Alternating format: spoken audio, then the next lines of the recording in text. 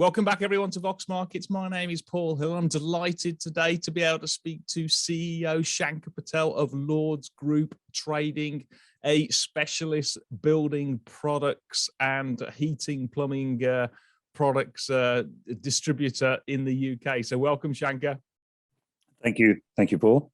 Yeah, well, Great. big congrats on last year's successful IPO, along with the sort of recent M&A. But before we sort of dig into the details, I don't suppose you could quickly run through what Lords Group's Trading's key USPs are versus competitors sort of like Travis Perkins.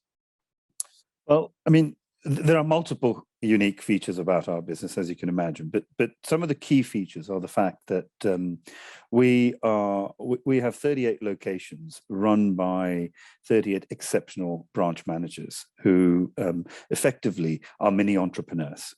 They're given a high degree of freedom, and they're empowered to make decisions, the best decisions for colleagues and for customers. And that's how we make sure that we differentiate in our execution by first starting with having these great managers who are motivated and incentivized to think like business owners. And so the journey starts there. It then follows into something that we believe is critical in a business where you are interacting. People are interacting with each other in order to trade, and that is the engaged employee, or what we call our engaged colleague. And we have a very simple equation, which is EE equals HC equals SS. And that is, if you have an engaged employee, that will generally lead to a happy customer. And if you have a happy customer, then you will generally have a satisfied shareholder. So that's how we run our business. Two key stakeholders that we should focus on at all times: colleagues and customers. And everything that we do in terms of our execution is focused around those two key stakeholders. And that in itself is one of our key pillars of differentiation. And just as an acid test, over the sort of like the last, I don't know, 10, 15, 20 years that you've been running the business, organic growth, have you beaten the market? I'm guessing you probably have then in the sort of the wide, yeah. Absolutely, absolutely. I mean, that's the whole point, that each of these businesses in their 38 odd locations are local leaders. And I mean, local leaders in their particular market. And that's how we ensure that we beat our competitors, is that we focus on these guys being, really good at what they do in their locality. And as a result, we constantly see growth in most of our branches. I mean, there will be a hiccup from time to time, but generally, each of our businesses is always delivering organic growth in addition to the M&A strategy that we have. And what's the sort of like the key synergies between the sort of specialist building merchant division and the sort of like the plumbing, heating products distributing business? So, effectively, the key synergy is supply chain. Plumbing and heating is a supplier to the merchanting side, because merchanting, we do have our own plumbing and heating implants. But the other synergies are the fact that as you have an enlarged group with a small center, you can get colleagues to work with each other on initiatives. So I'll give you a key example, which isn't a trading example, but it's a business services example within the group. The plumbing and heating division has a very high-performing website called Mr. Central Heating, and another one called Column Brands. Now, we have our own development team, 5 developers plus other ancillary colleagues, marketing, etc., who control the website for the plumbing and heating division, who've created it. Now, they have taken all of that knowledge and applied it on behalf of our retail division, such that the retail division has just launched a new website that has been created by our plumbing and heating division development team, e-commerce development team. So little synergies like that have a big impact, because what we've got is best practice. We've got an inherent amount of knowledge in one of our businesses. That knowledge is then transferred across. Other areas of knowledge would be around property. So if any of our divisions want to grow and there's a property angle invariably, then there is the group expertise to assist that division on what's the best way to acquire a property, or even what's the best way to acquire a business. And you've seen that with plumbing and heating making its first acquisition. That acquisition was led by myself and our CFO, along with support from our wider team. And the idea was that we will deliver the acquisition. Once we get the acquisition, the divisions then take control of that business on a day-to-day basis, reach across to the other divisions to see where there are synergies. So, are there common suppliers? If they're common suppliers, then can we start to get buying gains?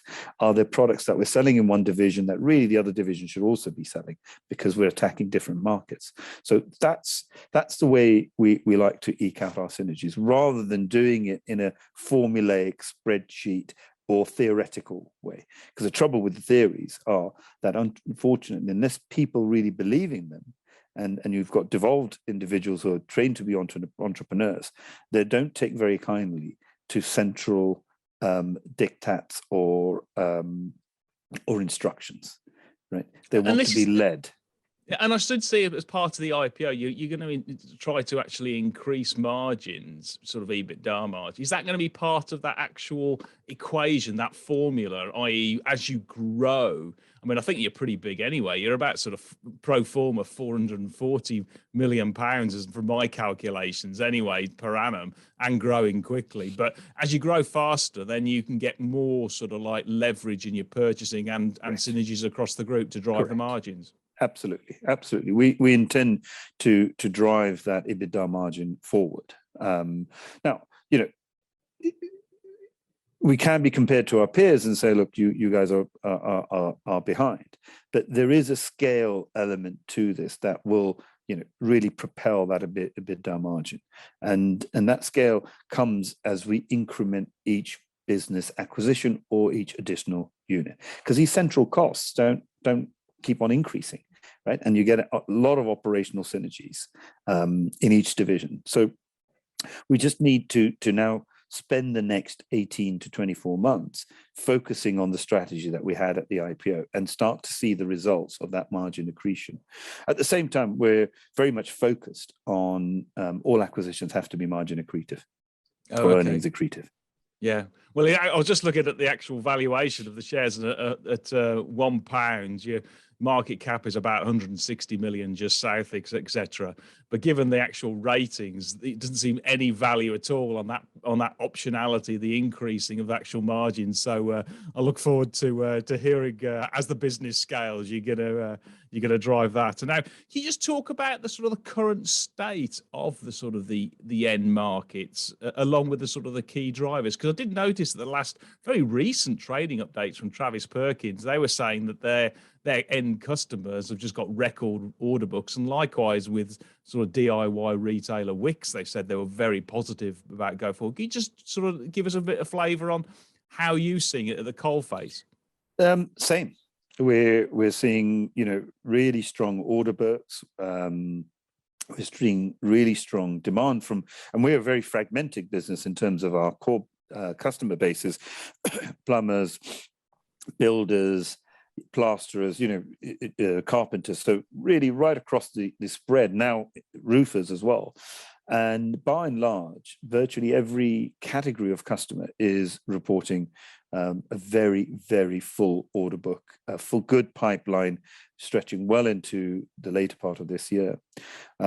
We believe a lot of that is driven by housing transactions as well. So not all of it, but housing transactions are really a key factor in driving our market in the RMI. You've got the repairs, which is something that is reactive, and on most occasions people will have to spend money on repairs. Certainly things like boilers. If you do not have an option if your boiler fails, you have to replace it.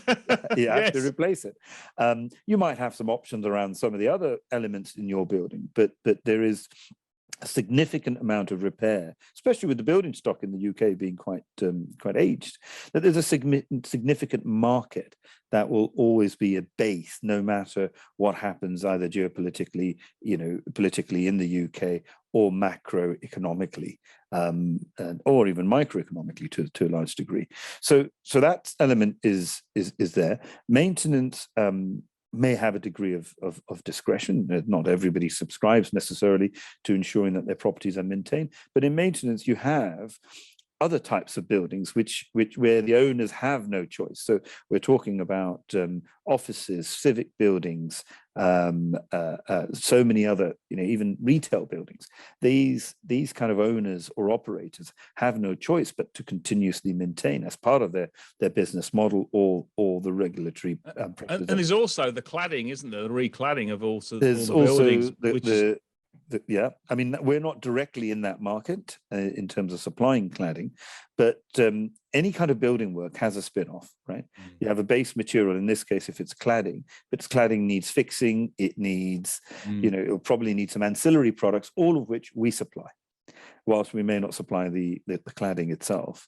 And then the other part of the market is the improvements, and improvements are yes, quite directly linked to house prices, to how wealthy households feel, and the household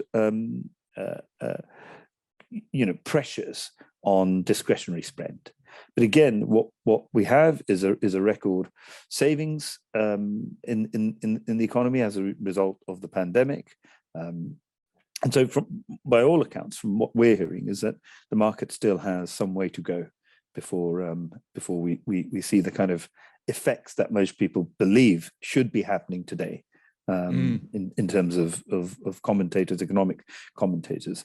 The market is certainly not behaving in the same way as traditionally one would expect it to.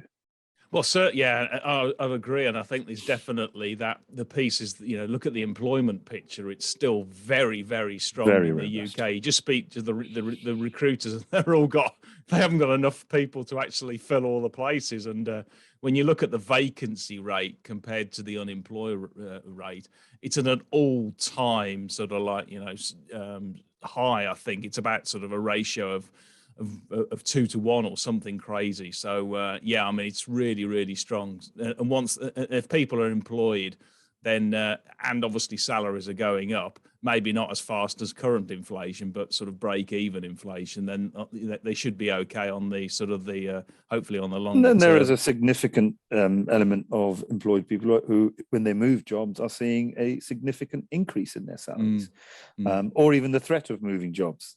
We'll get you we'll on occasion get you an increase in your salary well above inflation. Well, it doesn't happen at Vox, I can promise you. But well, you should speak to the boss. Yeah, exactly. So just moving on. What about the supply chain? Because obviously that's pretty. It's been a sort of pinch point for a lot of industries recently. Correct. And you've had rising inflation, difficulties to get parts. How has sort of like Lords managed that whole process? So we've been able to pass through price increases because the price increases are of such a magnitude that if you didn't pass them through, you wouldn't have a business in many cases. There just isn't the margin to swallow. So a couple of points. The real problem with price increases and the supply shortage is operational issues. So, the speed at which price increases are coming through, you then have to manage that into your particular computer systems to then drive price increases for your customers, requote, quote, terms, etc. So all of that activity is at a pace that we've never seen before. So it's leading to frustrations and inefficiencies. And on occasion, you will have some business units that will have a lag between receiving a price increase and passing it through. But what we're not seeing is fundamental margin decline because our market is not accepting these increases at the moment. And part of that reason is that there's an increase and there's an allocation issue. So when demand is high, supply is in short, is short and on allocation. Well, for our customers, it's not a question of I'm not willing to pay that increase.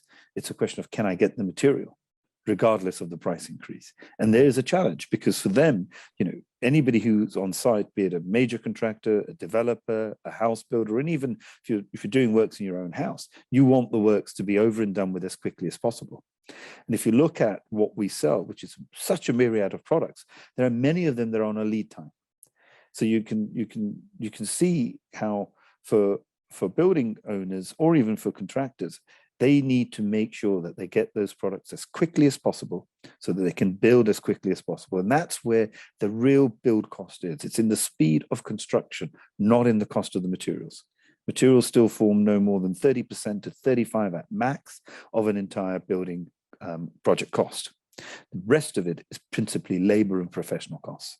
And if your labor is inefficient, it will just keep on adding costs. And inefficiency is not just because of the inefficiency on site, but inefficient if you cannot get the materials, because things are scheduled. You can't move on from one element of the trade to another and finish a building if any one of those elements are held up.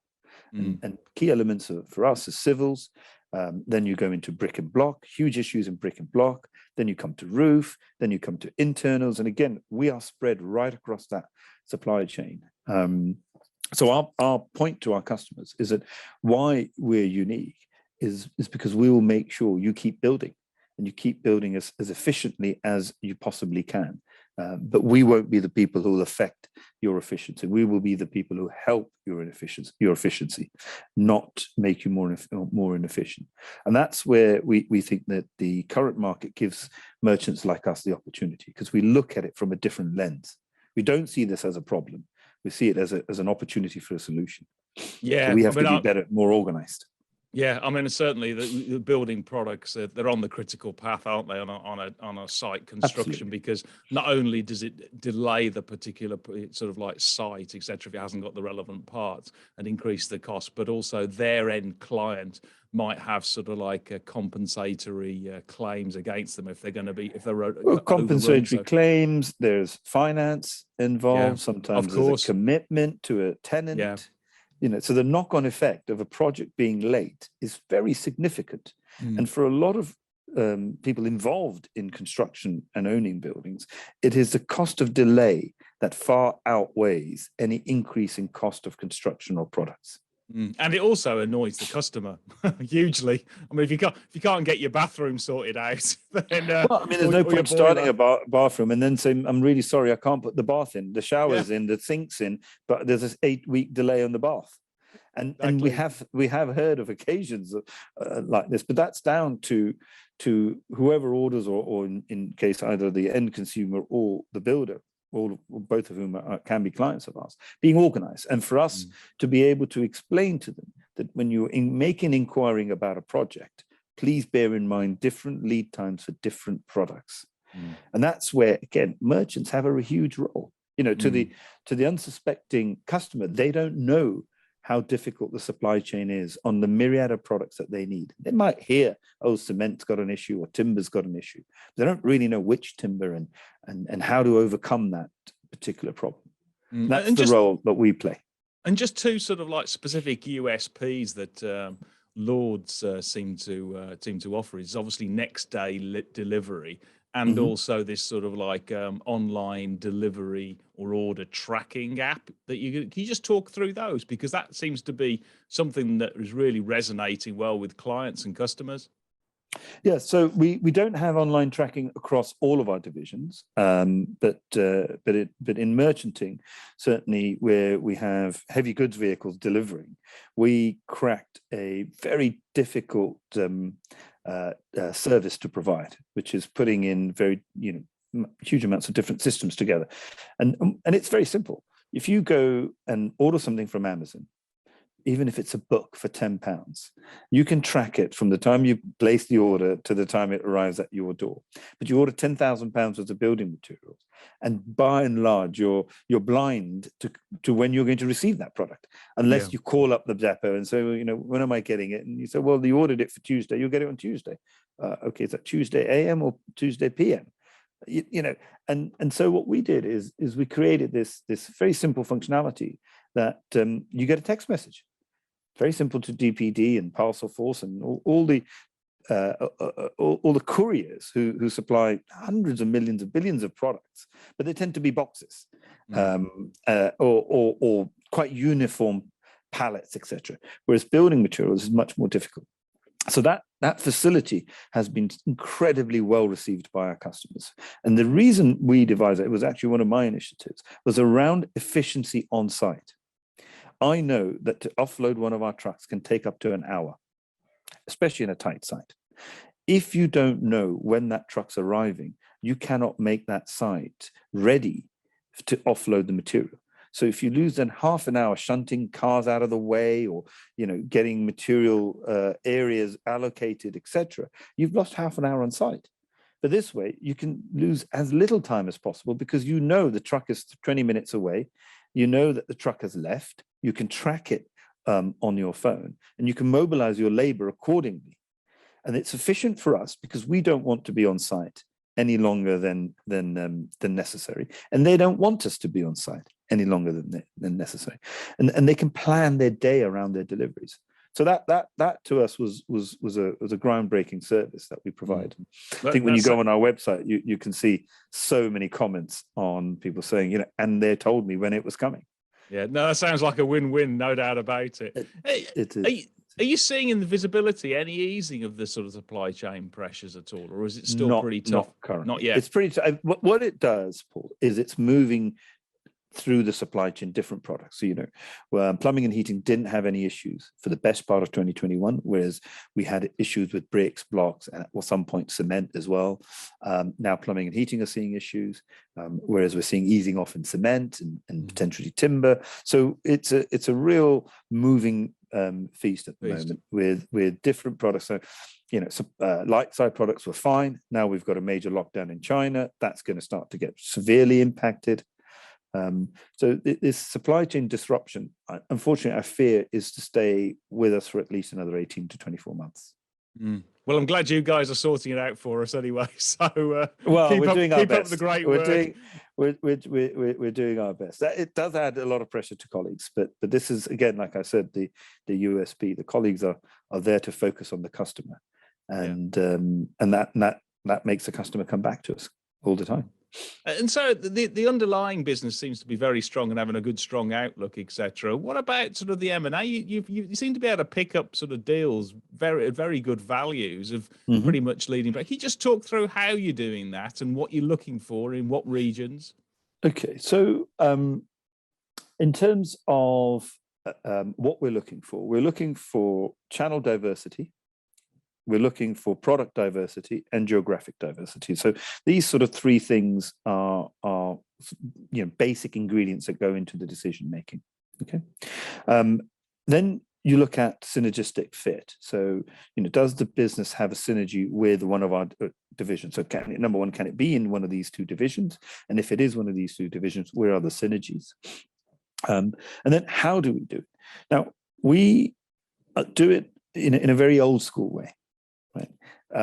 We get informed of people who may want to exit. And because we've made significant number of acquisitions, and each acquisition we've made, the vendors have been extremely pleased with how we've engaged. So how we've engaged from day one to right to the end of the transaction. And there are many vendors who are very much interested in that process because it is a one-time event for them. And probably the third biggest event from being married or having a child is selling your business, especially if you've owned it for a significant amount of time. It becomes who you are. So people have a huge emotional connect to their businesses, and our approach is to understand that emotional connect, to be very aware of that, and to respect it. And so conversations that we have are all centered around making the vendor feel comfortable. But the one thing that we say to them is that there is more value than just the price. Are you interested in that value? So what do you value more than just the price? And often they'll say, well, you've got to look after my son or daughter who's in the business. Okay. So that's something that we're taking on. Oh, by the way, I want the employees to be treated in a particular way. Okay, fine. I have a property and I need a property solution, etc. So all of these factors are the factors that we take into account. Now, in a traditional M&A, you tend to see people say, well, buyer and seller on two opposite sides of the fence. And what we say is actually, why are we on opposite sides of the fence? We both want the same thing. We want a transaction. And in order to get a transaction, what we need to do is collaborate, not negotiate. And when you use that sort of approach, the price is what we're willing to pay for it. It is not the price necessarily that you want, but through the collaboration, the price that you want and the price that we're willing to pay becomes one and the same. Yeah, it certainly takes a lot of the stress out of it, doesn't it, for the It vendor? does. I mean, yeah. Because otherwise it just becomes one big battle and a big, huge grind. And if it's and the if it's, lawyers get yeah, involved, and the advisors get involved, and everybody then pumps their chest out, and etc. So what the other thing that we do is we insist on timely all parties meetings, even if we don't need to.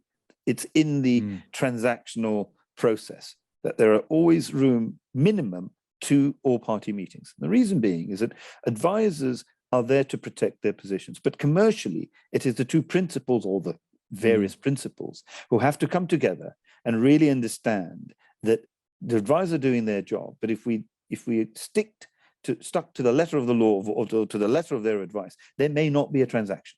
And as I said, we identify right at the start, the common ground is we both want a transaction. So how do we make that work? And we then identify, these are your red lines, these are our red lines. We ask for more information so that we can knock off some of our red lines and say, actually, that's not really a risk. It's a perception. They knock off some of their red lines, and you start coming together. The other thing we insist, Paul, is that we do not buy a business that is in a process. If you put your business up for sale through various corporate finance advisors, we'll certainly look at it, but by and large, we're not the buyer for you, because that is an auction process where there are no synergies, there are no deal value creators. There's just deal value negotiation, right? Yeah, and it ends up very hostile, doesn't it? In fact, very hostile. And the strategy that you've just talked about is exactly the same as Warren Buffett. So I think you're in good company there, because he only buys companies out of. Well, let's hope he buys Lord's shares then. Yeah, exactly. Well, if you do, you'll suddenly find out, that's for sure. And with that sort of like the M&A, when you integrate these companies and you get that sort of the synergies in terms of procurement and looking at product fit and all that kind of stuff, what about the brands? Because I did notice you've got quite a few brands underneath each division, and obviously you've got the 2 divisional sort of names as well. How's that all fit together? Okay. So where you have a business with a strong brand, you have to be very careful changing the brand name, because ultimately the brand is the one that the customer is transacting with, right? Yes. And that brand is created by the people who've created that brand, right? So once you start changing names, once you start trying to be formulaic, what you're effectively doing is you're watching the goodwill that you've paid walk out the door. So when you've got a good performing business, the trick is, don't ever let the goodwill walk out the door. And the goodwill is in part the brand, in part, it's either location, it's USP, it's know-how, etc. But ultimately, it's also its people. And people, I always say to my colleagues, here's how we all, or most of us as human beings, think. We want to believe in somebody, and we want to belong to something. When you work for someone, or a brand, you belong to that brand. You want that sense of belonging. And when somebody comes in and takes that away from you, quite often colleagues get demotivated. So you have to take your time to introduce the migration from one brand to another in a very good, well-performing business. In a poor performing business, the brand goes very next day. And that's our strategy. So we buy businesses. If you take the one in Ladbroke Grove that we bought in August, New Line, fantastic local brand from 1955, I'm led to believe. But we didn't hesitate to change it, because by the time we got hold of it, it was failing. It was no longer relevant, even though a lot of locals were very active on social media saying, we can't believe you've changed the name from New Line to Lords. Well, guess what? That brand was failing, didn't invest in its business. It has no room in our business. Right? But there are other brands which are very strong, and they have a room in our business because they mean something to our customers. And they mean something to our colleagues. And that, again, everything we do comes back to those 2 key stakeholders. There is no real synergy by calling everything the same name. Sometimes you get a diseconomy by calling things the same name, because people don't like, a ubiquitous service. They want that specialism. They want that point of differentiation. And they want that localism. And that's what we offer.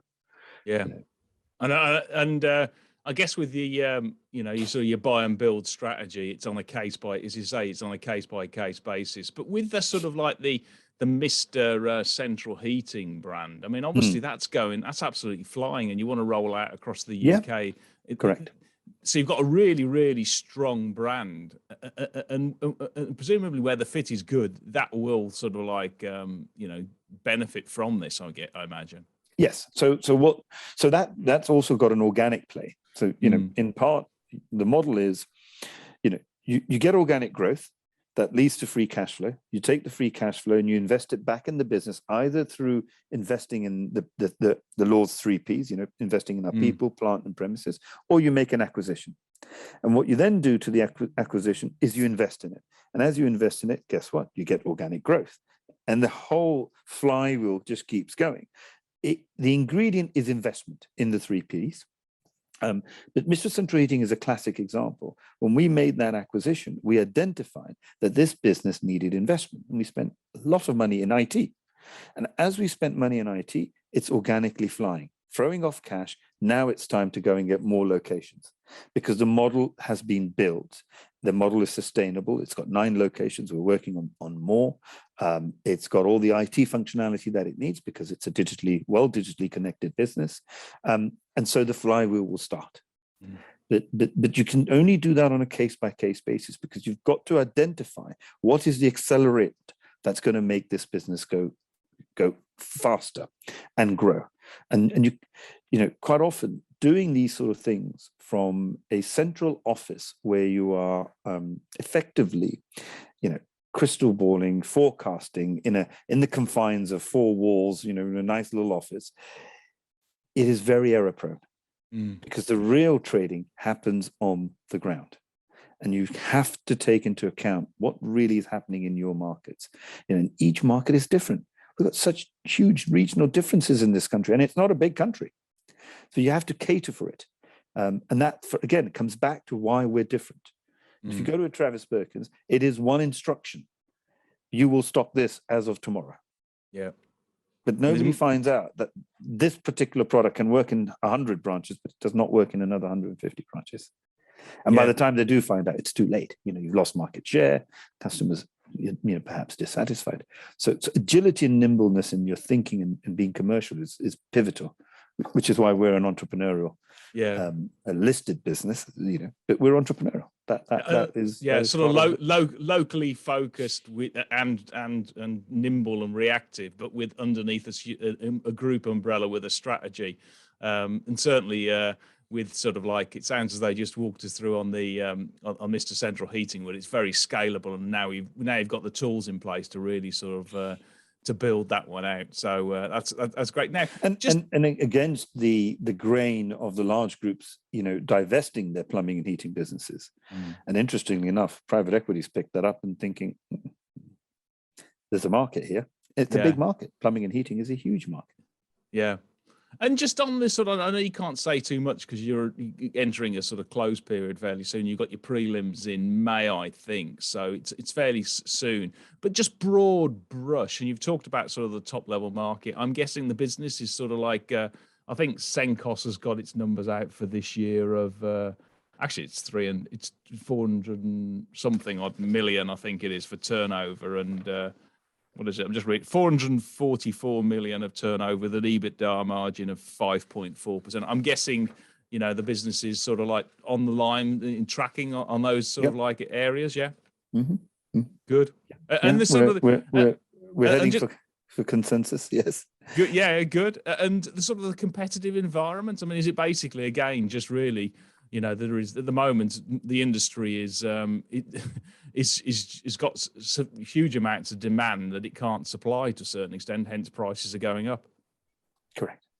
You will have local pockets of competition where a merchant or a competitor will do something to gain market share, or might have had a competitive advantage for a period and will use it to gain market share. We don't see this. For us, it's not gaining market share by dropping prices and margins. It's gaining market shares by serving our customers very well, giving them the best value proposition in what is a very difficult period. Mm. And then just sort of big picture, let's say 5 years. I mean, obviously nobody's going to hold you to this because the world can change. I mean, I spoke to 30 strategists from investment banks at the year end. Nobody foresaw the Ukraine-Russia crisis for starters. So things do move rather fast in the world nowadays. So when we look, this is sort of crystal ball gazing to sort of 5 years. How big would you think the business might be able to come, or what's the board's sort of like target? Yeah. So, we are in an enormous market. Addressable market is in the multiple tens of billions. Our history has been doubling, if not more than doubling our size in any 5-year period. And that's been the case from very much the start in the 90s when I joined the business. As long as the opportunity is there, then growing is not an issue for us, because we are a growth-focused organization, right? We want growth at all times, because if you don't grow, you do get into a lot of sclerosis that we just feel is not for us. Culturally does not fit for us just to sit and earn decent cash flow. As I said, the clear point of this business is it invests in its 3 Ps: people, plant, and premises. And when you make those investments, you're looking for growth, because you need a return from them. We are commercial. This is definitely no altruistic reason. We invest in these things because we think it's the right thing to do, which will get us colleague engagement and get us happy customers. But in return, we need and want and demand growth. And so far, even post IPO, I think, when you look at our track record, so far, we have done what we said we were going to do. We were going to make acquisitions. We're going to grow organically. We're going to invest in our business. And that's our focus. We as a business are very, very committed to doing exactly what we say we're going to do. And if we can't do it, we will explain why. Well, actually, you've beaten your forecast, because I saw it nearly anyway. Because the IPO, you talked about reaching a turnover of 500 million, and you're within spitting distance of that already. So that's a pretty good effort. I would highlight to investors, try and get hold of the Senkos note. And I've also just separately, independently, done a sort of like back of a fag packet type calculation at a sort of 15 times sort of PE for 2023 on modest expectation. And I want to stress these are conservative expectations. And I can't get anything. I get 132p per share valuation, which actually just totally by coincidence is also the fair value that Senkos get. And those say it's all built on modest expectations. So certainly investors, you can see the upside on that, and also obviously the optionality of growing a lot faster and putting in more margins. So just finally then, Shanker, news flow. I'm guessing the next major sort of announcement is going to be the prelims in May. Yes. Yeah. Look, we're always working on growing the business. Or M&A, behind the scenes. But at the same time, look, we're a modest business, right? Ultimately, we don't want to do things that puts us in jeopardy. We, as you said, we're within a whisker of our commitment to growing to 500 million by 2024. We've still got 2 full years to go. And we're not in a race. The only race is one that the competitor is ourselves, right? We want to be the best that we can be for our customers and our colleagues, and we know that by doing that we will get growth, and not only growth in sales, but growth in EBITDA margin, growth in profitability, and growth for our shareholders. Absolutely. Well, you've certainly whet my appetite, and I would say to investors, if you want to follow Lords Group Trading, just click on the relevant button on the Vox website, and you get all the information and news feeds and commentary, and also analyst views straight into on the email, etc. So please do that, and thanks very much for your time, Shanker, and I look forward to hearing and touching base in May. Yeah. Okay. Pleasure. Thank you. Bye. Thank you, Paul.